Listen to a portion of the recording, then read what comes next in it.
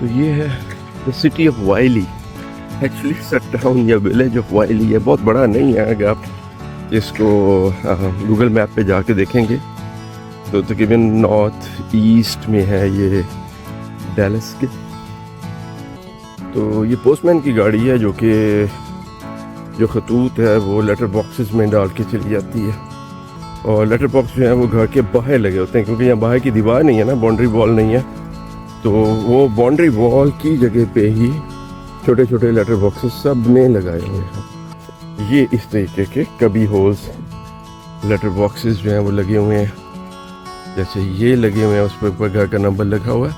और आप देखेंगे कि एक जो है ना इसके ऊपर रेड फ्लैग है, एक रेड फ्लैग डाउन है और एक रेड फ्लैग अप है। जिसमें 3018 लिखा हुआ है वो अप है।